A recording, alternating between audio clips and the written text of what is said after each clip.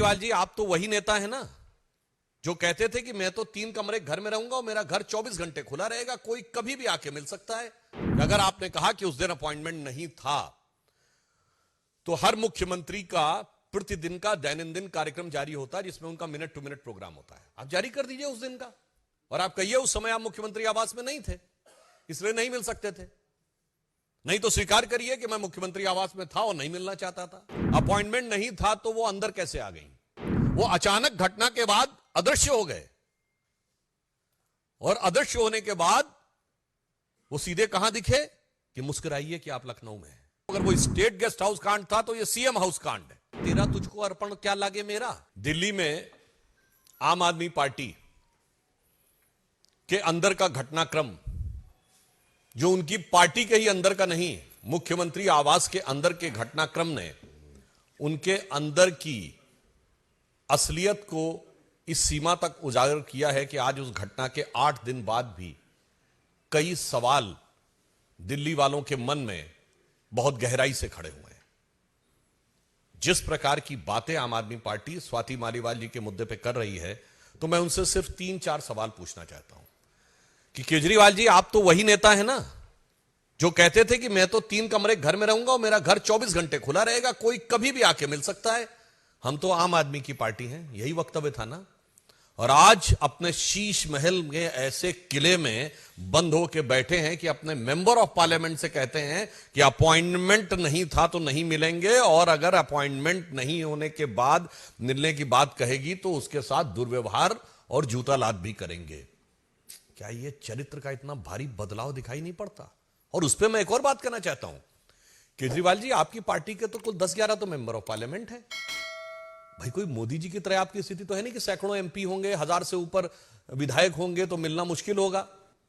और जो आपके 10-11 मेंबर ऑफ पार्लियामेंट हैं, जिसमें ज्यादातर राज्यसभा में हैं, उसमें से अधिकांश तो ऐसे जो आपसे कभी मिलने की उनको जरूरत नहीं, वो कोई आपसे कोई चीज समय मांगने के लिए आएंगे ही नहीं, क्योंकि उन लोगों ने आपकी पार्टी में इतना योगदान किया है, इतना योगदान किया है, इतना योगदान किया है कि तय करना मुश्किल हो जाता है कि योग ज्यादा या दान ज्यादा है। और उसके बाद अब टू 2-3 सांसद बचते हैं जो मिलना चाहते हैं। अब उसमें भी आपकी, अगर आपको लगता तो मैं बिल्कुल टेक्निकल सवाल पूछता हूं कि अगर आपने कहा कि उस दिन अपॉइंटमेंट नहीं था तो हर मुख्यमंत्री का प्रतिदिन का दैनंदिन कार्यक्रम जारी होता है जिसमें उनका मिनट टू मिनट प्रोग्राम होता है। आप जारी कर दीजिए उस दिन का, और आप कहिए उस समय आप मुख्यमंत्री आवास में नहीं थे इसलिए नहीं मिल सकते थे। नहीं तो स्वीकार करिए कि मैं मुख्यमंत्री आवास में था और नहीं मिलना चाहता था। अब आइए बात, आपने कहा कि अपॉइंटमेंट नहीं था, तो नेक्स्ट क्वेश्चन, पॉइंट नंबर 3, आप कहिए कि अपॉइंटमेंट लिस्ट जारी कर दीजिए कि हमने अपॉइंटमेंट ही नहीं दिया हुआ था।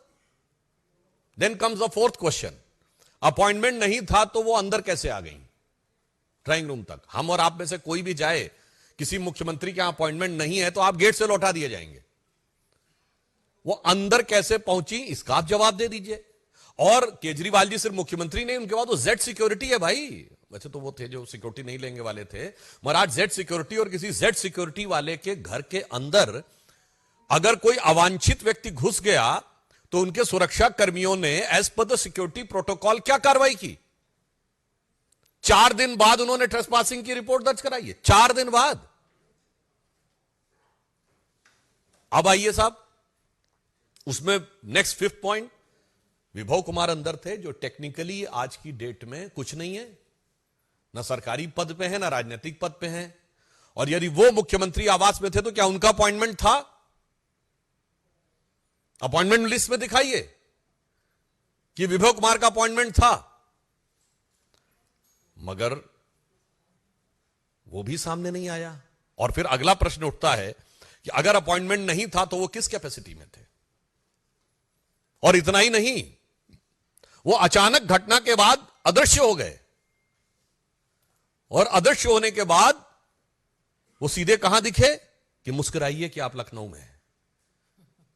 उसके बाद वो फिर अंतर ध्यान हो गए, फिर वो मुख्यमंत्री आवास से बरामद हुए।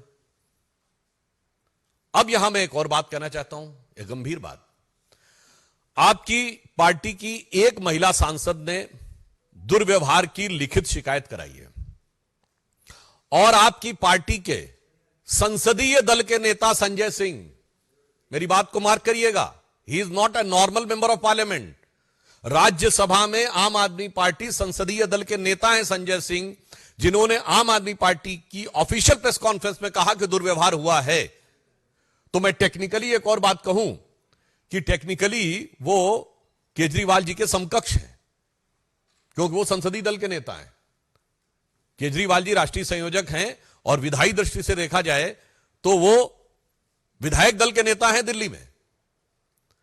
तो ये बताइए, अगर आपकी पार्टी का leader of the parliamentary party कुछ कह रहा है और आपकी एमपी ये कह रही, तो मैं पूछना चाहता हूं, आपने कोई जांच गठित की क्या आपकी सरकार ने? ये छठा पॉइंट है, आपकी सरकार ने कोई जांच गठित की या आपकी पार्टी ने कोई जांच गठित की? और अगर जांच गठित नहीं की तो किस आधार पर आप निष्कर्ष निकाले ले रहे हैं? अब मैं यह भी बताना चाहता हूं कि जो कुछ हुआ है वो एक दृष्टि से और महत्वपूर्ण है। आप सब लोगों ने कई बार सुना होगा, किसी राज्य में जिस दल की सरकार हो तो दूसरे दल के सांसद के साथ कई बार दुर्व्यवहार होने की घटनाएं आई हैं प्रकाश में। पर यह भारत के इतिहास का एक अद्भुत उदाहरण है, एक विचित्र उदाहरण है, जहां जिस दल की सरकार है जिस राज्य में, उसी दल के मेंबर ऑफ पार्लियामेंट के साथ दुर्व्यवहार नहीं हुआ है, फिजिकल मैन हैंडलिंग हुई है। कहां पर हुआ है? सीएम हाउस में। मुझे लगता है आप सब लोग पत्रकार हैं, शोध करके बताइएगा ऐसा कोई उदाहरण भारत की राजनीति में उपलब्ध है? हां, मिलता जुलता उदाहरण मुझे याद आता है, क्योंकि विभव कुमार जी उसके बाद लखनऊ में ही मिले थे। लखनऊ में घटना हुई थी 1995 में, जिसे आप सब स्टेट गेस्ट हाउस कांड कहते हैं। मायावती जी के साथ ऐसा ही हुआ था और यह उनका शब्द था, मायावती जी का, मेरा शब्द नहीं है, कोट अनकोट बोल रहा हूं कि समाजवादी पार्टी के गुंडे मेरी जान लेना चाहते थे, अनकोट। और उनके साथ हाथापाई हुई थी, दुर्व्यवहार हुआ था, जिसे हम सब स्टेट गेस्ट हाउस कांड के रूप में जानते हैं। मगर यह तो नई राजनीति वालों ने एक नया ही अध्याय लिख दिया कि सीएम हाउस के अंदर, अरे भाई वहां तो मुलायम सिंह जी की पार्टी के लोग कर रहे थे, यहां तो इन्हीं की पार्टी के लोगों ने अपनी महिला सांसद के साथ कर दिया। तो मैं कहना चाहता हूं, अगर वो स्टेट गेस्ट हाउस कांड था तो ये सीएम हाउस कांड है। वो लखनऊ के स्टेट गेस्ट हाउस कांड से ज्यादा भयानक सवाल खड़े करने वाला ये दिल्ली का सीएम हाउस कांड है। अब यहां हम एक और बात भी कहना चाहते हैं, ये हम लोगों की पार्टी के बारे में बड़ा ज्ञान देते हैं केजरीवाल जी, मुझे पता है ये होने वाला है, ये तो उसके साथ ये चल रहा है। फिर वो बताते ही नहीं, मुझे तो ये भी पता है कि मोदी जी से मिलकर लोग आए थे और मुझे खुद उस ने बताया कि मोदी जी ऐसा कह रहे थे। फिर ये भी बताते हैं मुझे सीबीआई वालों ने अंदरूनी सोर्स से बताया है कि ऐसा होने जा रहा है। फिर ये भी बताते हैं कि ईडी वालों ने बताया है। मतलब दुनिया भर का ज्ञान रखते हैं। और जो 20-22 साल से आपके साथ एनजीओ के जमाने से काम करने वाली आपकी सबसे साथ की वरिष्ठ सहयोगी जो आपकी राज्यसभा सांसद हैं, उनके बारे में कोई ज्ञान नहीं था कि अचानक वो बीजेपी के एजेंट नजर आने लगी। बताइए ना भाई, आप हमारी पार्टी के नेताओं के बीच की जानकारी बड़े विश्वास के साथ बोलते हैं, अफसरों ने मुझे यह बताया है, मैं फला तारीख को गिरफ्तार होने वाला हूं, और अपना कुछ पता ही नहीं। इसे कहते हैं खुद मियां फजीहत और दूसरे को नसीहत। पर यहां बात उससे गंभीर है। किसी महिला सांसद के साथ इस प्रकार का दुर्व्यवहार जो आपकी पार्टी के द्वारा स्वीकार किया जा चुका है, उसके बाद बजाय उसका निदान करने के पूरी की पूरी पार्टी उसका चरित्र हनन करने में लगी हुई है। तो हम पूछना चाहते हैं आम आदमी पार्टी से कि आपकी ऐसी कौन सी मजबूरी है? आप आरोप लगा रहे हैं। देखिए साहब, सांसद आपका, पार्टी आपकी, घर आपका, मुख्यमंत्री आपका, पूर्व पीए आपका,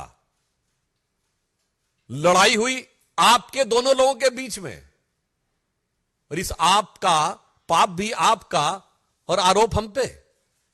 भाई आपकी तो वो सिर्फ तेरा तुझको अर्पण क्या लागे मेरा, इसमें हमारा क्या था? सब कुछ तो आप ही का था।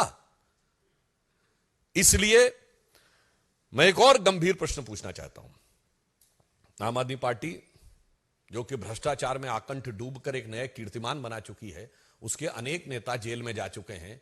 मनीष सिसोदिया जी जेल गए, संजय सिंह जी जेल गए, सत्येंद्र जैन जी जेल गए। परंतु आपने कभी केजरीवाल जी को उतना विचलित और उद्वेलित नहीं देखा कि वो सड़क पे निकलकर प्रदर्शन करने लगे जितना विभव कुमार की गिरफ्तारी की बात करने लगे, जबकि वो टेक्निकली पार्टी में कुछ भी नहीं आज की डेट में। ये राज क्या है दिल्ली की जनता जानना चाहती है और देश की जनता जानना चाहती है कि मनीष सिसोदिया जो आपके उप मुख्यमंत्री थे, सत्येंद्र जैन आपके मंत्री थे, संजय सिंह राज्यसभा में नेता संसदीय दल थे, उनकी गिरफ्तारी पे आप सड़क पे नहीं उतरे, भाजपा मुख्यालय की घेराव करने नहीं आए, और विभव कुमार की गिरफ्तारी से आपकी बेचैनी इस कदर नजर आ रही है कि वो साफ समझ में आता था। वो लखनऊ की प्रेस कॉन्फ्रेंस याद करिए, जब सवाल पूछा गया तो उनके चेहरे की जो भाव भंगिमा थी उस सवाल के ऊपर, वो साफ नहीं बता रही थी कि लाख छुपाओ छुप न सकेगा, राज हो कितना गहरा, और दिल की बात बता देता असली नकली चेहरा। और उसके बाद उन्होंने जैसे वो खिसकाया था उस तरफ अखिलेश जी की तरफ माइक, तो हम लोगों को बचपन के दिनों की बात याद आई कि बैट्समैन आगे बढ़ा और उसके देखा गेंद बहुत खतरनाक ऑफ स्टंप के बाहर, तो अपने कदम वापस खींच लिया और जाने दिया विकेट कीपर के ग्लव्स में, वैसे ही जाने दिया सवाल उन्होंने।